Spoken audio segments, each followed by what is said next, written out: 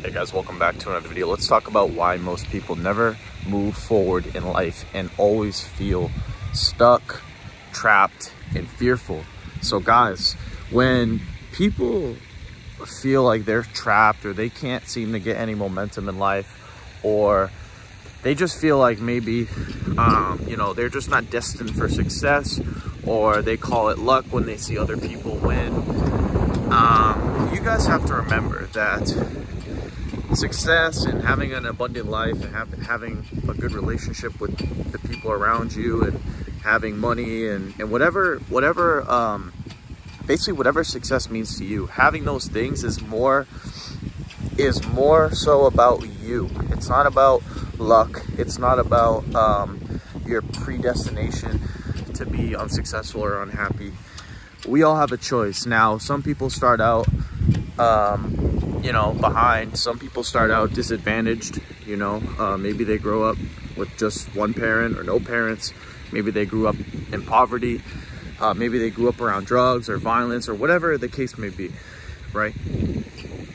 But if you really look at people, right, the average person, I would say a good majority of people start out fairly advantaged, right? Not disadvantaged, or maybe they don't have a huge advantage. Maybe they didn't get the guidance from their parents that they should have got, or maybe, they just have certain things happen. But for the most part, right, they're not in, crippling poverty, or they don't have severe like mental illnesses or physical ailments that they were born with that are preventing them from being happy, successful, abundant, whatever the case may be. So I'm going to explain to you why most people are stuck and end up being stuck for the rest of their lives, right? There's a saying that I think it's most people die at 75, but they die on the inside at 18, right? Or most people die at 75 and 80 and die at 18 on the inside. What does that mean? When I say an early death in terms of, when I say an early death, I don't mean an early death in terms of a bodily death, right? I don't mean that. I mean, it's what dies on the inside. And what do I mean by that? I mean, everything that you wanted to achieve, everything that you wanted to go after and set up for yourself in life. When you are moving towards those things, and when you put those things off or constantly, justify why you can't do certain things. That's what I mean when I say you had an early death, right? So what are some examples of how people stay stuck? Well, one of the main things is people stay stuck because they are around other people and they don't understand that their power comes from solitude. So your ability to think, your ability to strategize, your ability to plan, your ability to work uninterrupted comes from being in solitude to a fair degree. Now, I'm not saying obviously you can't be around people, but think of the average person, right? The average person has family, right? Maybe they have a few siblings, they have their parents, they're around friends, they're in school, right? So you got to think of the average person. The average person doesn't have the ability necessarily to be alone, right?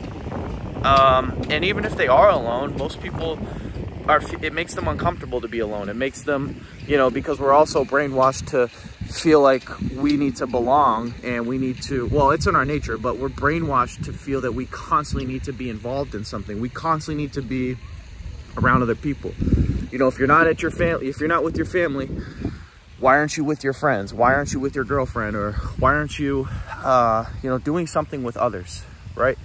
So I think that's the first trap. That's the first thing that really gets people stuck, is the fact that we have no time to ourselves. We have no time to think. We have no time to strategize. We have no time to set goals.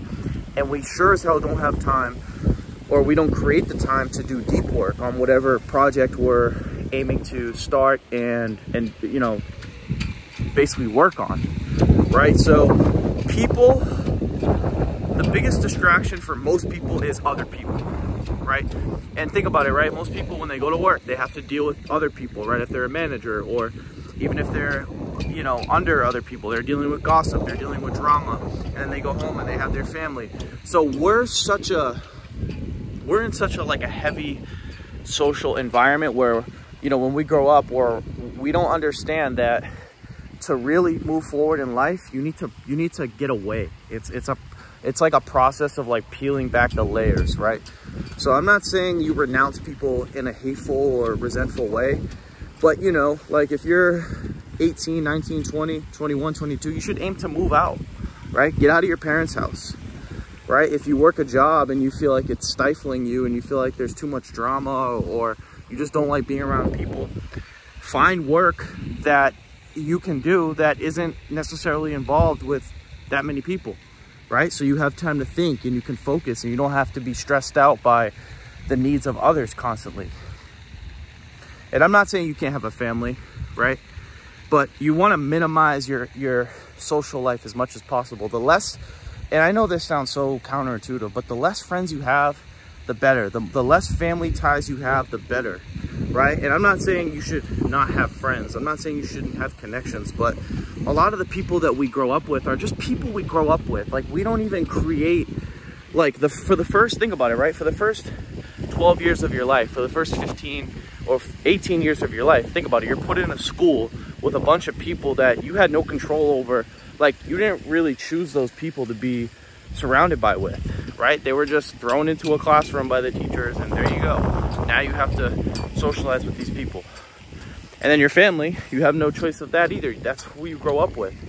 So you should aim to create your own identity, and the way you create your own identity is you got to get away from your family. You got to get away from the people you've known and really individuate and figure out what you're about, what you want, and who you are, because that's what most people are just carbon copies of the people that they're surrounded with, and they never break out of that circle of influence. They never break away from their family. They never break away from their job, the people they work with, or the friends they had in school. So they are always like connected in some way to somebody, where their way of thinking and the way they perceive the world is always influenced by just the people that they were set up with in the beginning stages of their life. You get what I'm trying to say? So it's very important to understand. I think that's where it begins is, and obviously there's steps, you know, obviously further along, but that's where it begins, right? I think 80% of people, if 80% of people started there, where they just slowly got away from the people that they were brought up with, i.e. school, i.e. family, i.e. job, career, whatever, I think that they can make significant progress if they took some time alone to really think and, you know, do research, you know, introspect, meditate, get out in nature, right? Figure out who they are, set goals, try new things. I think they would really start to move forward. But like I said, just based off of my observations of humans, right? You know, wherever I go, if I'm at work, if I'm at the gym, right? If I'm with my family, I just see it all around. And it's like, people are so trapped because they're just around the same people for decades and decades and decades, because, you know, at the end of the day, right, we fear being alone. It's uncomfortable. Everyone knows it's uncomfortable to sit there by yourself for days, right? Or even just a couple hours, right? So that's part of the problem. That's part of where it starts. And once you get to be comfortable being alone, once you get to fully accept the fact that it's okay to be alone, because we're also, like I said, we're brainwashed to think it's like not okay, or it's weird, or, you know, don't be alone, or don't be an outsider, right? Don't be a lone wolf.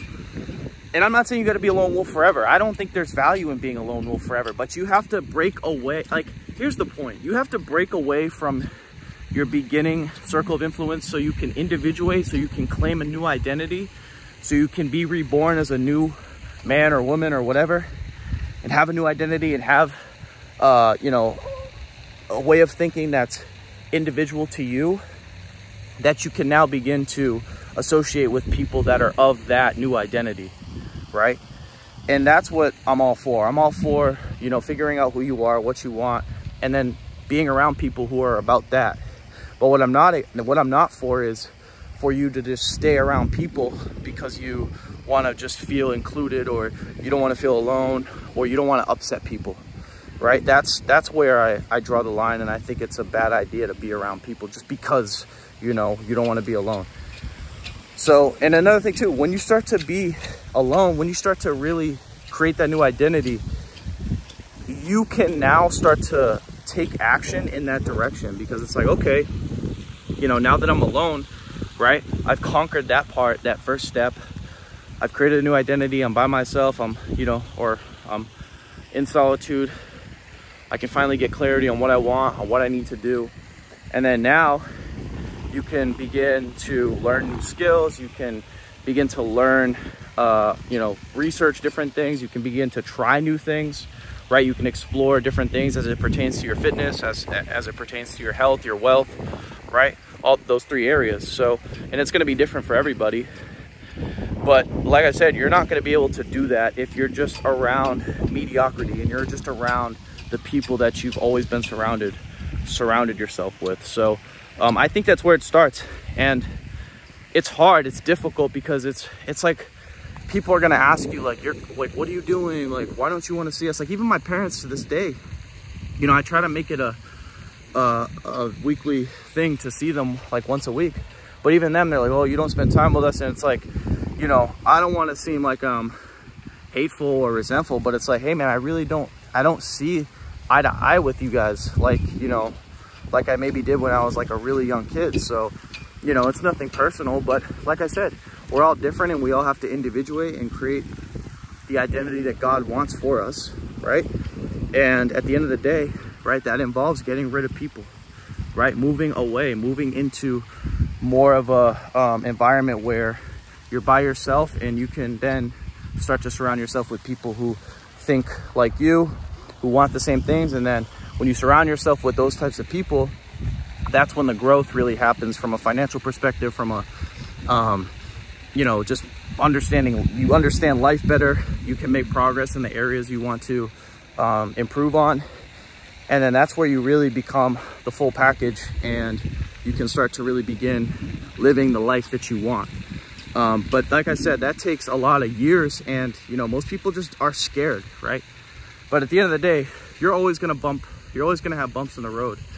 You know, I think we have a also delusional idea that everything's supposed to just flow effortlessly and everything's supposed to just unfold. And, you know, there's going to be times where you feel like you're bumping up on a roadblock and you need to make a decision, right? But at the end of the day, there's always going to be decisions you're going to have to make that are uncomfortable. In my life, I've had to make some decisions that, you know, were questionable. You know, like I had to leave my parents' house, and at the time it was questionable, right? Because I had certain things going on. You know, I had to, when I dropped out of college, that was another thing that was really like questionable. Like, damn, like, should I really drop out, you know? So like I said, there's always going to be that feeling of like, damn, what should I do here? You know, should I make this decision? But at the end of the day, the only way you move forward in life is by facing the unknown. And, you know, if you want to move forward and you want to face the unknown, then I think God will work in your favor, right? Because that's how growth happens. Growth doesn't happen by staying, you know, comfortable. And everyone, you know, that's a very cliche saying these days now. Oh, you know, you gotta get out of your comfort zone. You gotta get out of your comfort zone. But it's true, right? If you're just gonna stay in the same job, you're gonna stay with your family, you're gonna stay living in your parents' house, you're just gonna stay comfortable with your girlfriend that you've been with for 10 years. Just because it's comfortable, just because it's convenient, just because it's familiar, right? Then just accept the fact that that's what your life will be for the next 20, 30, 40 years. And, you know, like I said, it's very, I don't know, I have a very good relationship with change. I like change. You know, a lot of people fear change. They fear, you know, stepping outside because it's scared, right? Stepping outside of their comfort zone because it's scary. And like I said, they're just, you know, like maybe you switch jobs that, you know, you're not too comfortable with, but hey, that's the job that's going to move you forward and help you make more money, right? If you never make that change, if you never make that step, take that step into the unknown, then you're always going to remain in the job you're in. And hey, guess what? That's where the mediocrity starts to settle in. And then not only that, not only do you live with mediocrity by staying the same, right? but you also live with regret. So imagine living life, and I can't, it bugs me. That's why I really have a I have a great ability to make decisions into the unknown, because I know that when I make decisions and I do things that are questionable, it's better than not making that decision, because at the end of the day, not making the decision pretty much makes the situation, like not making the decision makes me stay the same. It's not gonna change me if I don't make the decision. You get what I'm trying to say? So understanding that is key, right? And what I was gonna really point out is that so first off, you're gonna live with mediocre results because you won't do things differently. And then also, you're gonna live with regret. I can't imagine living with those two things simultaneously as the decades start to pass. Imagine living with mediocre results, a shitty relationship or no relationship, no money, no financial freedom, no purpose, no mission. And then also living with the fact that every day knowing I'm not doing what I'm supposed to do. I'm not stepping out of my comfort zone. I'm not doing things differently. If I had to live with those two realities every day, I would lose my shit, because I would really feel like, wow, like what's the point of being alive? Guys, the whole like point of life is to constantly evolve and move forward, right? And that implies there's going to be difficult times, and there's going to be times where you're scared and fearful and worried, and you know, you may question like whether things may go right or wrong based off of a decision you make or whatever. But like I said, guys, at the end of the day, it's better than living with 40 years of shitty results and 40 years or 50 years, 60 years of just regret every day, wishing you would have done that thing that you were so scared of doing, right? And then, you know, once you get into your 40s, 50s, 60s, 70s, right, that's when the regret really starts to sink in. And that's, you know, why you hear about so many people having midlife crises and people committing suicide, because it's like, damn, it's such a harsh reality to live with, because it's like, damn, I wasted my youth, I didn't make good decisions, I wasted my time, I stayed comfortable, I didn't try new things, right? I didn't stay consistent with the things I knew were gonna get me to where I wanted to be, and now I have to live with poor results and a very mediocre life, and I have to live with regret, knowing that I didn't do all that I could have done. So that's kind of like a little synopsis of why it's my opinion. It's not factual, but it's just my opinion. But that's my opinion on why I think a lot of people stay trapped and never really break out of mediocrity and break out of their comfort zone and achieve the life they want. So yeah, guys, that's it. That's all. I hope you enjoyed this video. If you enjoyed this video, make sure to give it a thumbs up. If you are new to my channel, make sure to subscribe. If you guys have any questions, comments, leave them down below. And as always, I'll talk to you guys soon. Peace.